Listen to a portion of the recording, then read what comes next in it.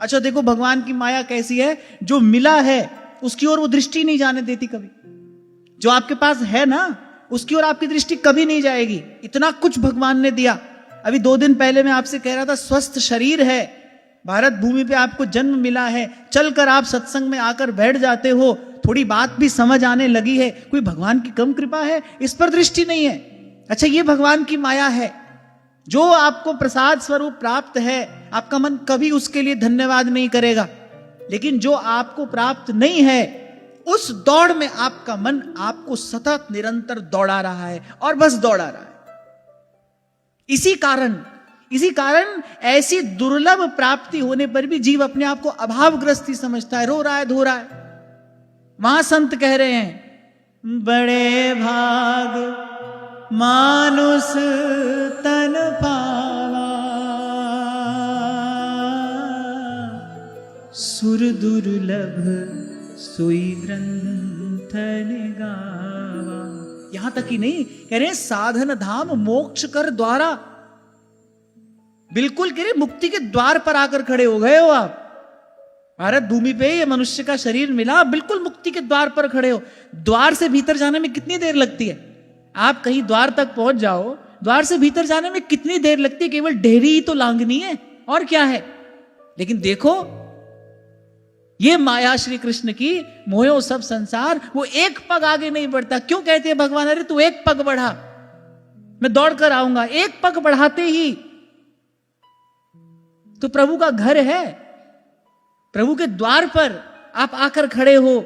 तभी संत कह रहे हैं, अरे पाए रतन चीन्हो नहीं और दीन्हो करते डार। क्या अवसर मिला था, क्या अवसर प्रभु ने आपको दिया था। बिल्कुल मुक्ति के द्वार पर आकर आप खड़े हो। मोक्ष द्वारम अपावृतम श्रीमद् भागवत कहती हैं। इसका कभी धन्यवाद है? कोई धन्यवाद नहीं है।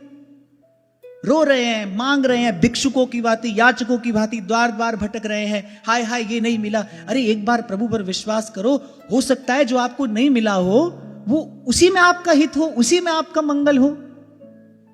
पर भगवान की माया है। हम तो इस बात पर चर्चा कर रहे हैं कि उसकी माया ऐसी है, जो प्राप्त है उसका धन्यवाद कभी नहीं है, कभी नहीं है। अगर उसका धन्यवाद हो जाए तो जीवन कृतज्ञता से भर जाए। और मैंने आपसे कभी कहा था, जीवन में स्थायी रहने वाली प्रसन्नता का द्वार कृतज्ञ होने पर ही खुलता है। ग्रैटिट्यूड। तूने मेरे मालिक सब कुछ दिया है, तेरा शुक्रिया है, तेरा शुक्रिया। आपको सुनाई थी ना मैंने जापान के गांव की घटना। जब कोई पहुंचा, कोई लेखक चिंतक था, वो पहुंचा उस गांव में, उसने देखा सबकी आयु 100 वर्ष से अधिक है और सभी स्वस्थ हैं, प्रसन्न हैं। तो उसने एक एक से जाकर पूछा कि क्या खाते हैं आप लोग, कैसे रहते हैं आप, आपका लाइफस्टाइल क्या है, आपका डाइट बताइए, आपका लाइफस्टाइल बताइए। तो ये सब कोई चर्चा नहीं की वहां किसी ने। सबने एक उत्तर दिया, ग्रैटिट्यूड इज आवर एटीट्यूड। हम सदा धन्यवाद करते हैं ईश्वर का, हम सदा प्रभु के प्रति कृतज्ञ रहते हैं। आप कभी इसका प्रयोग करके देखना। जैसे ही आप हृदय से झुकते हैं प्रभु के सन्मुख, आपको मैंने कुछ दिन पहले कहा था ना, केवल ये उंगलियों की मुद्रा बदल लेने से आपके भीतर बड़ा भारी परिवर्तन होता है।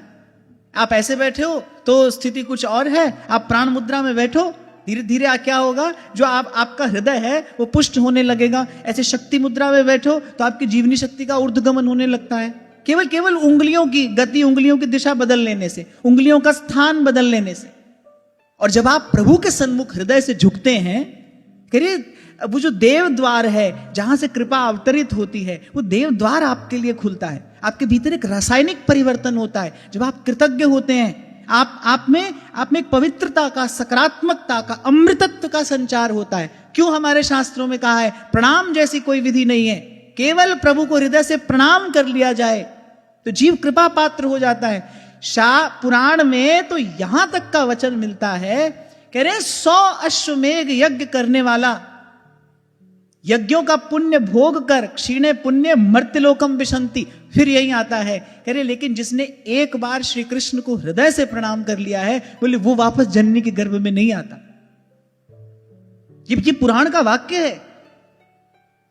शत शत अश्वमेघ यज्ञ करने वाला पुनः यहां पर वापस आएगा, लेकिन जिसने एक बार हृदय से श्री कृष्ण को प्रणाम कर लिया है, बोले वो पुनः जननी के गर्भ में नहीं आता।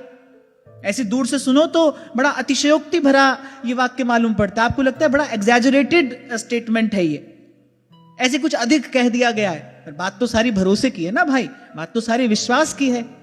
जिसको पुराण के वचनों में श्रद्धा है, जिसको अपनी ऋषि परंपरा में विश्वास है, उसके लिए तो जीवन सिद्धि का मंत्र है ये। और वैसे भी भगवान की भगवत्ता को देखो तो हम प्रणाम करने के अतिरिक्त और कर भी क्या सकते हैं? हम क्या कर सकते हैं? हाथ जोड़ने के अतिरिक्त, सर झुकाने के अतिरिक्त हम कर ही क्या सकते हैं? कृष्ण जिनका नाम है, वृंदावन जिनका धाम है, ऐसे श्री भगवान को बारंबार प्रणाम है, बारंबार प्रणाम है। अरे दूर क्यों जाओ, अपनी ओर ही देखो। हमारे भीतर तो ऐसी दया कृपा का कोई एक आध ऐसे बिंदु होगा, हमारे सामने भी कोई हृदय से झुके ना, तो मन से सहज ही सद्भाव प्रकट हो जाता है। ऐसे लगता है जैसे उस व्यक्ति ने खींच लिया है आपसे सद्भाव। और वो तो भगवान है, तो अकारण करुणा वरुणालय हैं। राई केसम भजन को मेरु समान मानने वाले हैं। उनके सन्मुख यदि कोई भाव भक्ति से झुके, अंजलि पर मस्तक किए, विनय भक्ति के साथ, नमस्कार मेरा तुझे, होवे जग के नाथ, होवे जग के नाथ। ब्रह्मर्षि स्वामी श्री सत्यानंद जी महाराज जब अमृतवाणी का गान करते हैं ना, तो अमृतवाणी के आरंभ में उन्होंने मंगलाचरण किससे किया है? नमस्कार सप्तक से 7 बार भगवान को नमस्कार किया है। फिर उसके बाद भी पुनः पुनः बार बार नमस्कार नमस्कार नमस्कार करते हैं, प्रणाम। ये अमोघ विधि है। अगर किसी को यह विधि सिद्ध हो जाए ना, उसको कुछ भी करने की आवश्यकता नहीं है। किसी को अगर प्रणाम की विधि सिद्ध हो जाए, पर इसमें चाहिए क्या? अरे अंजलि पर मस्तक किए, ये तो चलो सब कर लेंगे, अंजलि पर मस्तक तो सभी कर लेंगे, पर विनय भक्ति के साथ प्रणाम का प्राण क्या है? किसी भी उपासना विधि का कुछ प्राण तत्व होता है ना, ऐसे प्रणाम का प्राण तत्व क्या है? विनय और भक्ति।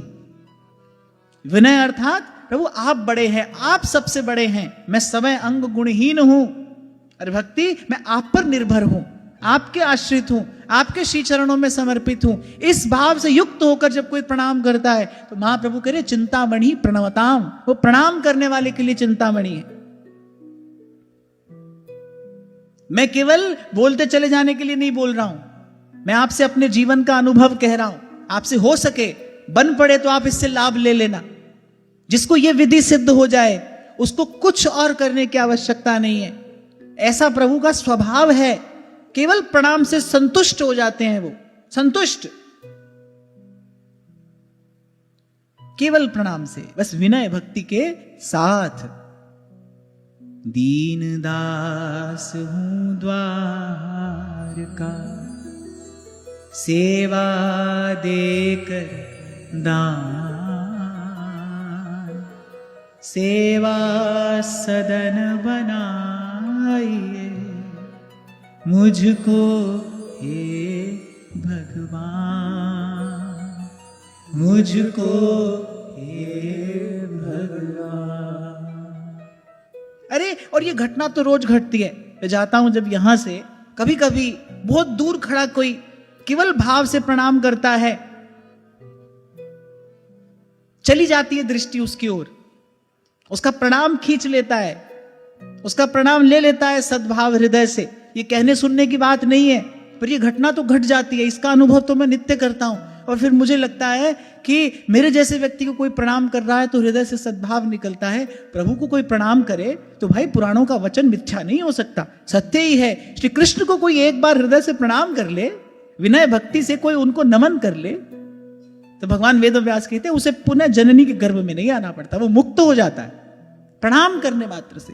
यही तो उनकी अतुलित सामर्थ्य है, इसीलिए वो षडैश्वर्य पूर्ण भगवान है।